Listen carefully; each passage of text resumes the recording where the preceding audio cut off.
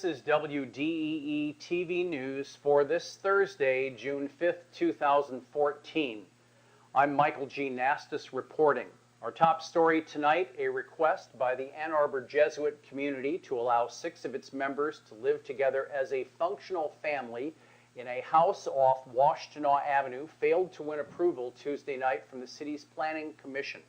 The religious order's request garnered support from 5 of 7 commissioners present, falling short of the 6 votes required. But at the end of the meeting, commissioners voted to reconsider the request and then postponed it until June 17th. During a lengthy public hearing, the Planning Commission heard from several neighbors who were opposed to the Jesuits' request, expressing concerns that such a use could change the character of their residential neighborhood. The city's zoning ordinance defines a, quote, functional family, unquote, as a group of people having a permanent and distinct relationship that is functionally equivalent to a family. The code allows for a functional family to occupy a dwelling if approved by the Planning Commission as a special exception use.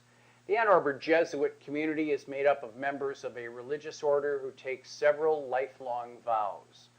Coming up next, more housing news here on WDEETV.com.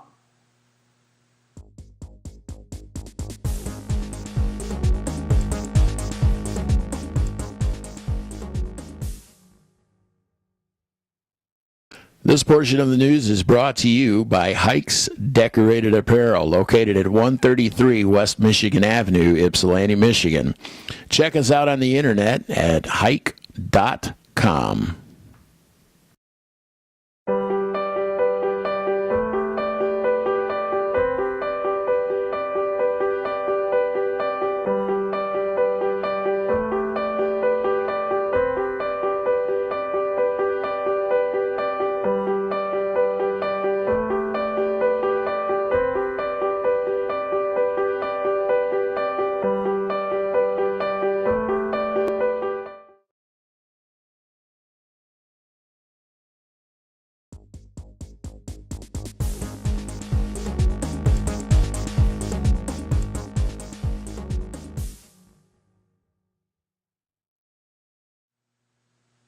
More news here on WDEE TV, sharing Michigan with the world.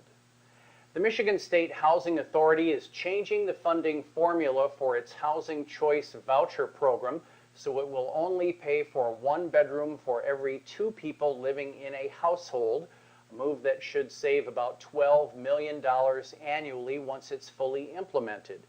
The changes could mean some families may be forced to move to smaller apartments or spend more of their own money to stay in their homes. The change will impact an estimated 8,000 families statewide, and the MSDHA expects about 5,000 to 6,000 of those families may choose to move. It should also allow about 2,000 more families to get vouchers. Housing vouchers pay a percentage of rent, while recipients must make up the difference.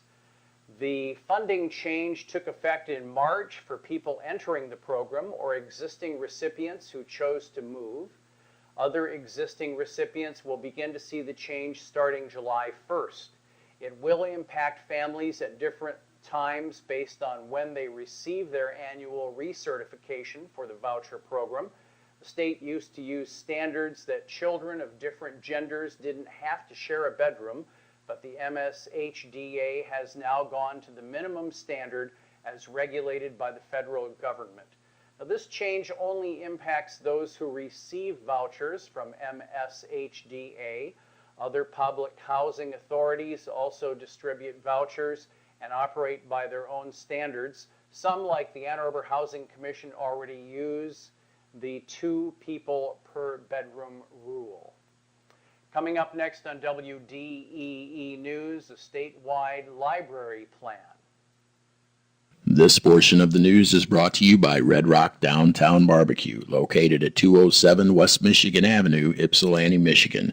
Check us out on the internet at redrockypsilanti.com.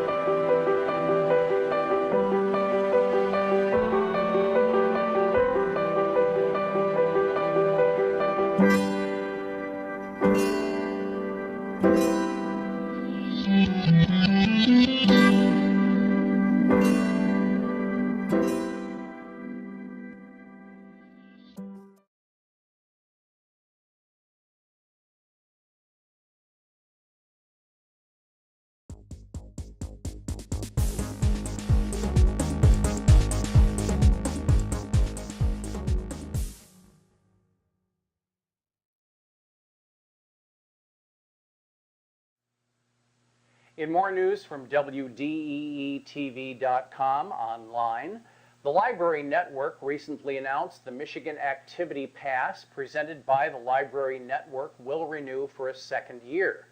This project is supported in part by the Library of Michigan with federal funds from the Institute of Museum and Library Services. The program is a partnership between Michigan's nearly 400 public libraries and 70-plus arts and cultural organizations.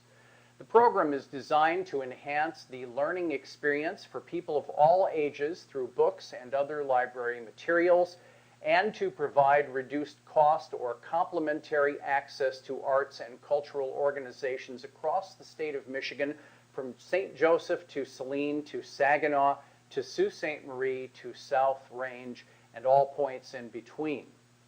The Michigan Activity Pass is now available at the Manchester District Library, 912 City Road. Some of the participating cultural partners include the Gilmore Car Museum, the Michigan Science Center, the Detroit Institute of the Arts, the Great Lakes Shipwreck Museum, and many others. Library users with a valid Manchester District Library card can print up a pass either at home or at the library to one of the 70-plus participating cultural institutions listed at the Michigan Activity Pass website. Some cultural partners offer complimentary or reduced price admissions. Others, discounts in their gift shop or other exclusive offers for the MAP Pass holders only. Each Michigan Activity Pass expires 1 week from the date it is printed. Coming up next, puppies, puppies, puppies from WDEE TV.com. This portion of the news is brought to you by the Wolverine Grill, located at 228 West Michigan Avenue, Ypsilanti, Michigan. Check us out on the internet at thewolverinegrill.com.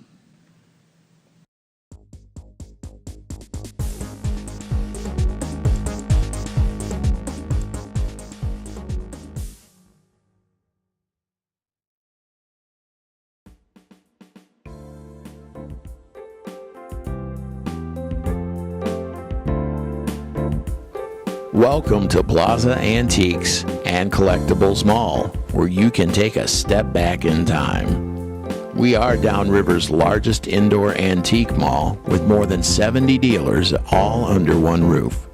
We offer a wide variety of antiques and collectibles at great prices.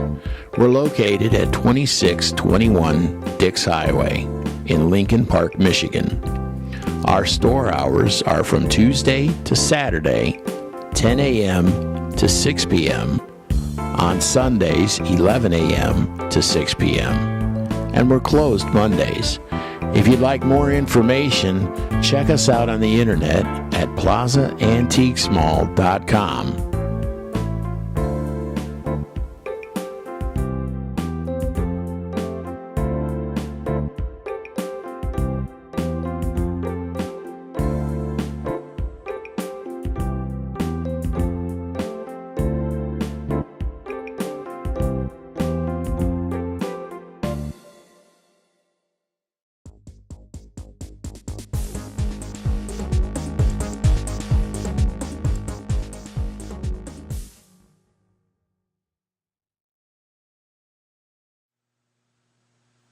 Here's a story for animal lovers on WDEE TV.com online.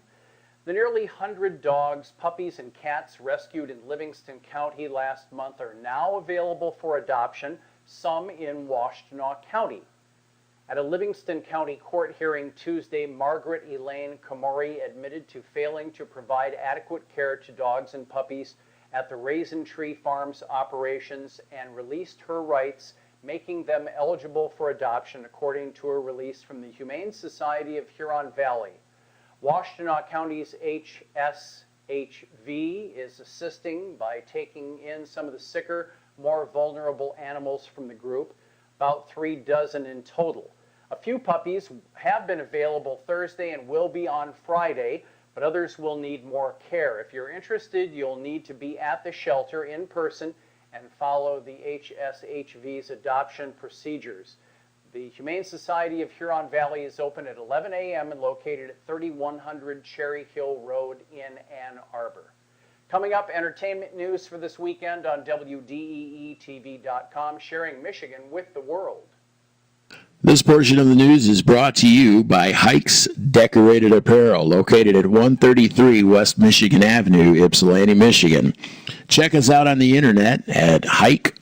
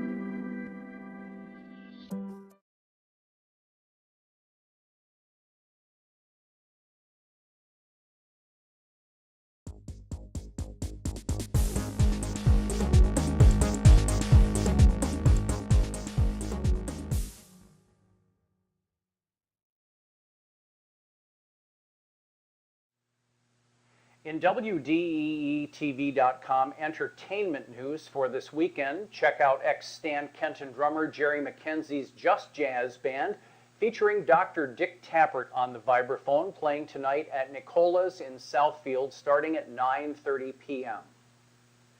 A. Spencer Bearfield is a master of jazz and improvising guitar. He's jamming tonight with his band through Saturday at the Dirty Dog in Grosse Pointe Farms on Kirchable.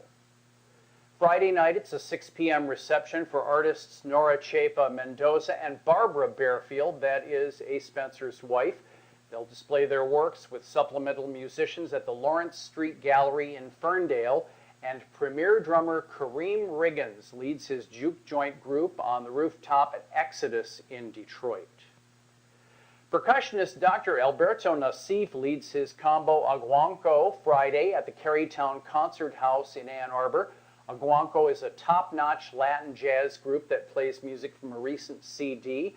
It's sponsored by Semja. It's part of the Carytown Club Series. Nina Ott comes in to play piano at the Pratt Elks Lounge on Sunset in Ann Arbor as well. Saturday, tabla master John Churchville fronts his Indian fusion ensemble at the Crazy Wisdom Tea Room for their monthly gig. Vocalist Mary Slavin with pianist Scott Gwinnell appear at Page's in Farmington, and it's the annual African American Festival at the Ann Street area off 4th, Main, and Catherine Streets. That's again Saturday.